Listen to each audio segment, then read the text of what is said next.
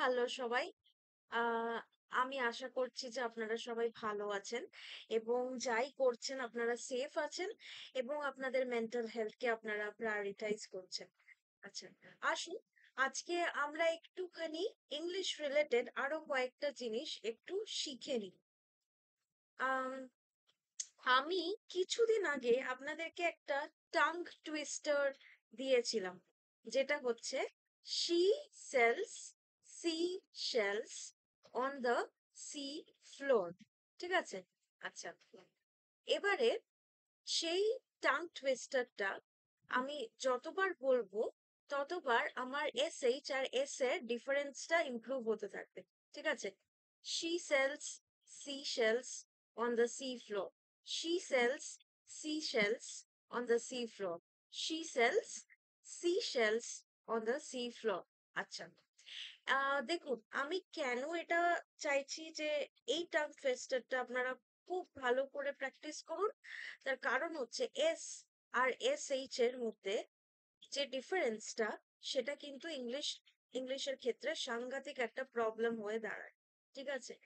যেমন কি আমি বলছি যে এস এর যে ব্যাপারটা সেটা হচ্ছে যে আহ যেরকম ধরুন আমি বললাম স্যাটারডে অ্যান্ড সানডে। ঠিক আছে? অনেকে বলে দেয় স্যাটারডে অ্যান্ড সানডে। এবং এইটা আমাদের যে এরিয়া, আমাদের এদিকে যারা ধরুন যারা কি বলবো, আহ, মানে একটু ইন্ডিয়ার যারা ইস্টার্ন জোনের যারা লোকজন, তাদের এই মিস্টেকটা একটু বেশি। স্যাটারডে অ্যান্ড সানডে, সেটা হচ্ছে স্যাটারডে অ্যান্ড সানডে, কিন্তু কারেক্ট ইংলিশ হচ্ছে স্যাটারডে অ্যান্ড সানডে। তারপরে ধরুন আহ সিডস, এই কথাটাকে অনেকে কিন্তু সিডসও বলে, সিডস বলে। ঠিক আছে? তারপরে ধরুন আমি বলছি যে যে শোর, যেরকম কি she sells seashells of the seashore. সিশোরটাকে অনেকে শিশোর বলে দেয়। হ্যাঁ। তারপরে ধরুন আমি বলছি শুজটাকে অনেকে সুজ বলে দেয়।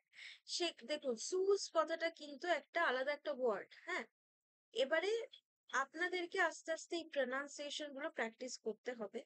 যেরকম কি আমি আরো বলছি যে স্নেক, নট স্নেক। তারপরে ধরুন স্নেল, নট নট স্নেল। ঠিক আছে? স্নেল মানে হচ্ছে ওই যে দেখবেন আপনারা গাছের টব যখন লাগান, ছোট ছোট যে ইনসেক্টস গুলো হয় মাঝে মাঝে, সেগুলো। ঠিক আছে? Stay tune for more.